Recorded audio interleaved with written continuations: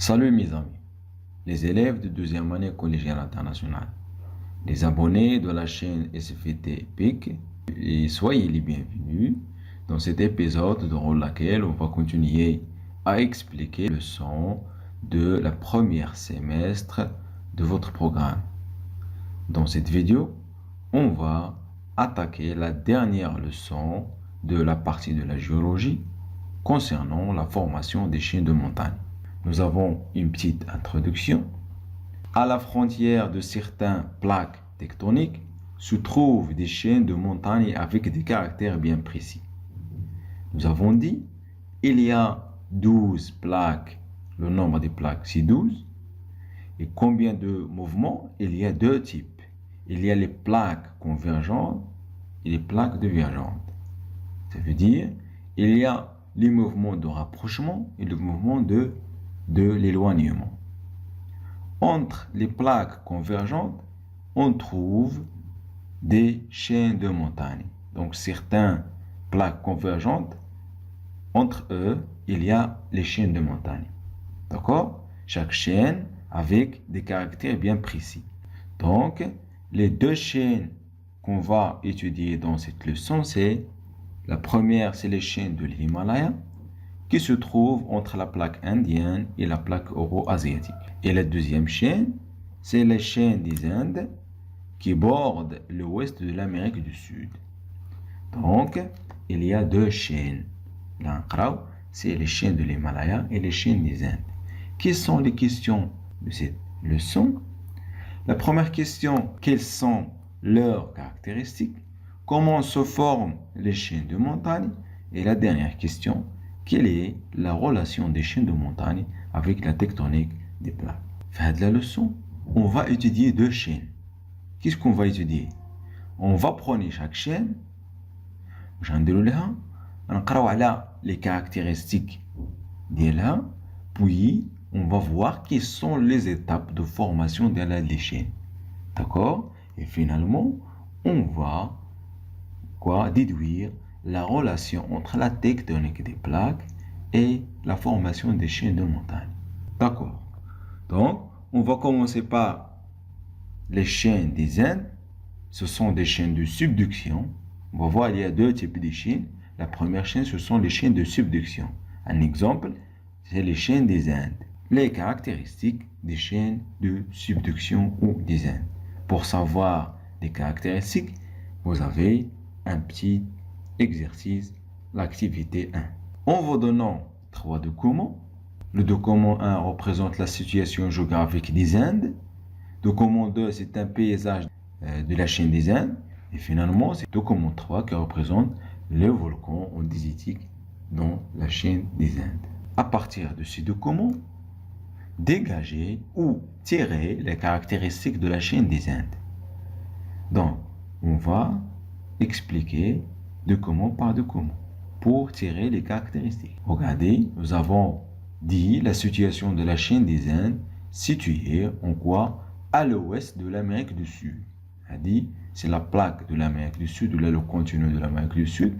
On trouve à l'ouest de ce continent les chaînes des Indes. Donc la première caractéristique, les chaînes des Indes situées à l'ouest de l'Amérique du Sud. La deuxième caractéristique, regardez, un paysage de la chaîne Mandar. Donc, si on prend le document 2, la chaîne des Indes, تلقاوها borde, تحيط, l'ouest de l'Amérique du Sud. Donc, تلقاوها من هنا حتى لتحت. Donc, à votre avis, très bien, la chaîne, il va être la plus longue chaîne de le monde. Donc, la chaîne des Indes, c'est la plus longue chaîne mondiale. أكبر سلسلة في العالم. La longueur de cette chaîne, c'est 8000 km. Donc, c'est ça, la deuxième caractéristique. Donc, la troisième caractéristique, c'est quoi? On trouve, au niveau des chaînes de montagne, des volcans de type andésitique. Qu'est-ce qu'il y a des volcans andésitiques? Nous avons dit qu'il y a des volcans explosifs et des volcans aussi effusifs. Les volcans explosifs se trouvent dans les zones de convergence, ça veut dire les zones de subduction. Les volcans explosifs elle émet un magma, le magma se refroidit de façon rapide. Il va donner la roche d'andésite. C'est une roche volcanique. Donc, le volcan, il émet un magma et on a le refroidissement et atteint l'andésite. Donc, c'est un volcan andésitique. Le volcan qui émet le magma au niveau des zones de divergence ou qui a le refroidissement rapide, on a atteint le basalte, c'est un volcan basaltique. On est d'accord? Très bien. Au niveau des zones de subduction, on trouve quoi? On trouve des déformations tectoniques. Il y a des forces compression ici. Donc, il y a des forces de compression. Il va provoquer la déformation des couches de quoi? De roches. Donc, avec les couches, il va déformer. On va atteindre deux types de déformations. Parce que les zones de convergence, il y a les forces compressives, il y a les forces atteignant les plis et les failles inverses. Donc, il y a les chaînes, il y a les plis et les failles inverses. Donc, d'après le document, les caractéristiques de la chaîne des Indes, la première caractéristique, c'est la plus longue chaîne de montagnes du monde, la longueur sur 8000 km. La deuxième caractéristique, située à l'ouest de l'Amérique du Sud. La troisième, on trouve dans ces chaînes des volcanismes andésitiques. Et finalement, on trouve quoi? Il y a des déformations tectoniques importantes, les romans, les plis et les failles inverses. Donc nous avons ici 4 caractéristiques de la chaîne des Indes. On passe maintenant à quoi? À les étapes de formation de la chaîne des Indes. Toujours, on va prendre un exercice. En utilisant ce document, décrire les étapes de la formation de la chaîne des Indes. Donc, si on prend le schéma, nous avons ici la plaque de l'Amérique du Sud. À côté, à l'ouest de l'Amérique du Sud, on trouve ici la chaîne des Indes. À l'ouest de la plaque, à côté de la plaque, on trouve une plaque océanique, c'est la plaque de Nazca. D'accord? Nous avons expliqué qu'une plaque se compose de 2 couches. Il y a, par exemple, la plaque de l'Amérique du Sud, on trouve une croûte continentale. Au-dessus de la croûte, il y a le manteau supérieur. Le juge qui est la plaque. Il a mis la plaque Nazca, il y a la croûte océanique et le manteau supérieur. D'accord? Donc, première étape, la plaque de Nazca avec la plaque de l'Amérique du Sud, un rapprochement. Ce sont des zones de convergence. Donc, la plaque de l'Amérique du Sud, ou plutôt de Nazca, qui ont le rapprochement avec la plaque de l'Amérique du Sud. Il va plonger. La plaque de Nazca plonge. La plaque de l'Amérique du Sud. C'est quoi le phénomène? Elle s'appelle la subduction. C'est l'enfouissement ou le plongement d'une plaque plus dense, c'est-à-dire la plaque de Nazca, sous une plaque moins dense, c'est l'Amérique du Sud. Le plongement ou la subduction, il va aboutir à la formation de quoi? Des forces de compression. Force compressive, ces forces provoquent la déformation. La croûte continentale de l'Amérique du Sud, la déformation de la croûte continentale et formation des montagnes. القوى تعطينا تشوه هاد لاكروت على شكل جبل. منين نضغط هنا جبل، منين نضغط على المستوى كامل يعطونا جبال.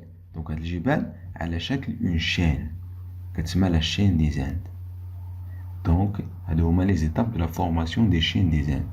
La première étape, c'est le rapprochement ou la convergence entre la plaque de Nazca et la plaque de l'Amérique du Sud.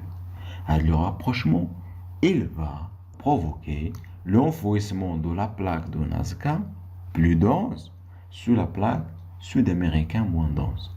Donc, première étape, c'est le rapprochement. La deuxième étape, c'est l'enfouissement. ou là, tu la première étape, c'est l'enfouissement ou le plongement ou la subduction de la plaque de Nazca sur la plaque de l'Amérique du Sud. Donc, cette subduction, il va donner des forces compressives. Les forces compressives, ils vont provoquer quoi? La déformation, toujours la déformation de la croûte continentale. La plaque de l'Amérique fait deux couches. La croûte continentale, le manteau supérieur. La croûte continentale, il va déformer, il va donner des montagnes. Donc, montagne à côté d'une montagne. Donc, on a les chaînes des Indes. Combien d'étapes? C'est 3 étapes de la formation des chaînes des Indes. D'accord? Très bien. Puis, on passe à le deuxième type des chaînes, les chaînes de collision. On va prendre un exemple. Ce sont les chaînes de l'Himalaya. La première, c'est la chaîne de subduction. C'est la chaîne de collision. Première chose, on va dégager les caractéristiques des chaînes de collision. Donc, vous avez ici 4 documents. Le document 1 représente la situation géographique de l'Himalaya. Document 2, c'est un paysage de la chaîne de l'Himalaya. Puis, document 3 représente les plis failles. Document 4, nous avons ici les plis anticlinaux et les plis synclinaux. Toujours la même question. D'après les documents, dégager les caractéristiques de la chaîne de l'Himalaya. Nous commençons par le document 1.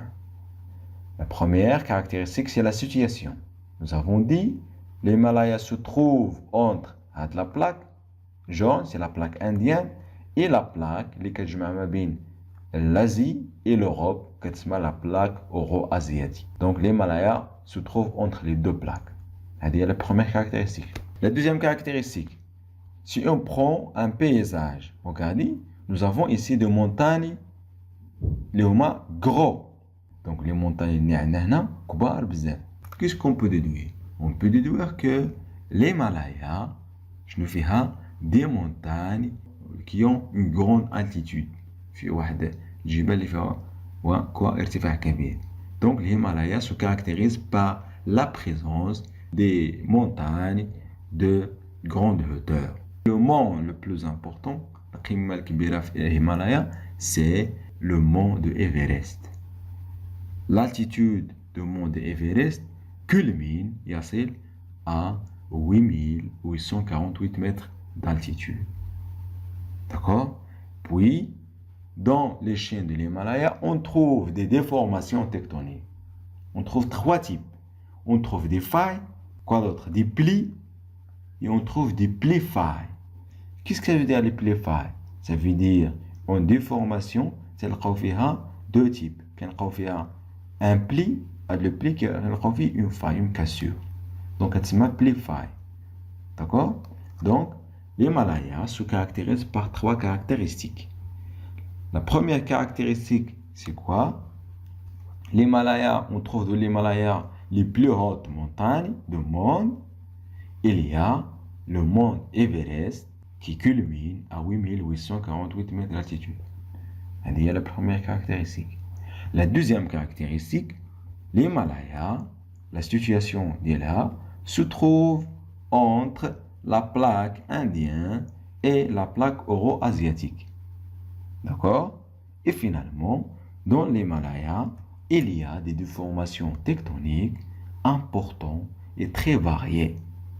Il y a 3 types de déformations dans l'Himalaya. Les plis, les failles et les plis-failles. D'accord? C'est les caractéristiques de l'Himalaya. Puis on passe à les étapes de la formation de la chaîne de l'Himalaya. Toujours, nous avons une petite activité.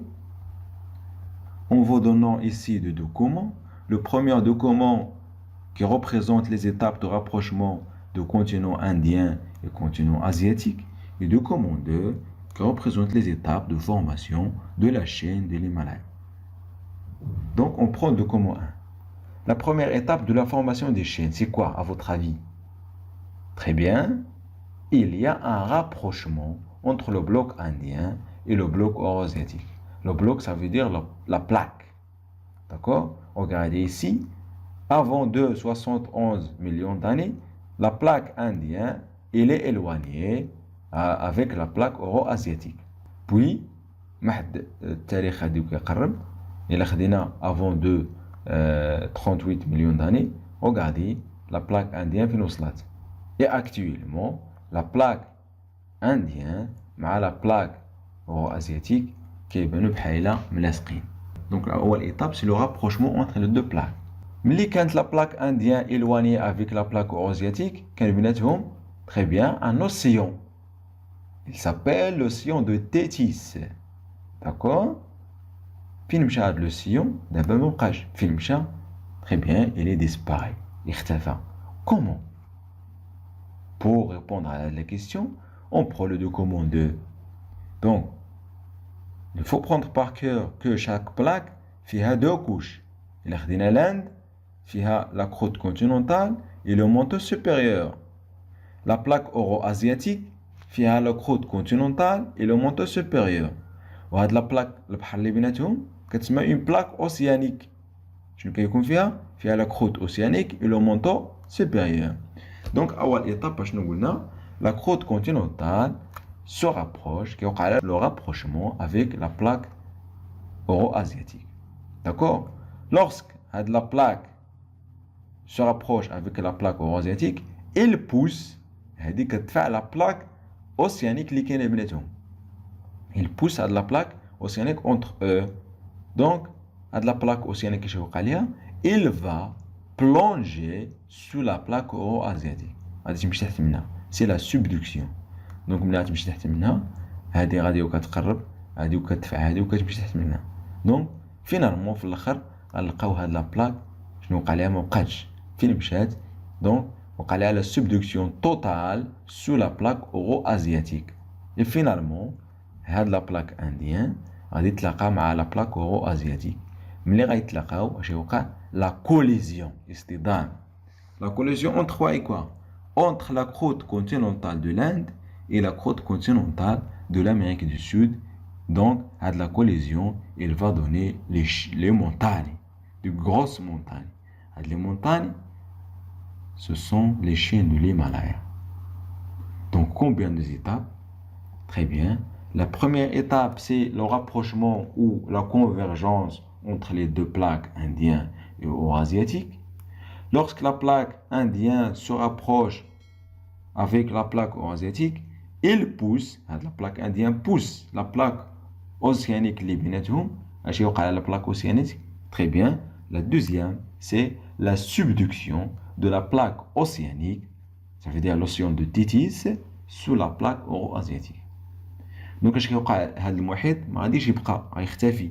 Donc la troisième, c'est la disparition. C'est pas la disparition, la disparition progressive de l'océan de Tétis. غادي يختفي. Donc ملي غادي يختفي المحيط اش يوقع؟ La collision des deux croûtes de la plaque indienne et la plaque euro-asiatique. Donc cette collision ملي غادي يتصادموا بجوج غتعطينا la déformation des deux croûtes. Donc la déformation aboutit à la formation de la chaîne de montagne. Donc combien d'étapes? 5 étapes de la formation des chaînes de montagne. D'accord? Donc c'est la fin de la leçon. N'éteignez pas de partager cette leçon avec vos amis. Et la séance prochaine, Inch'Allah, ou la vidéo prochaine, on va commencer le deuxième semestre. Donc, et on va expliquer la première leçon, c'est la reproduction sexuée chez les animaux. Je vous remercie pour votre attention et à la vidéo prochaine, Inch'Allah.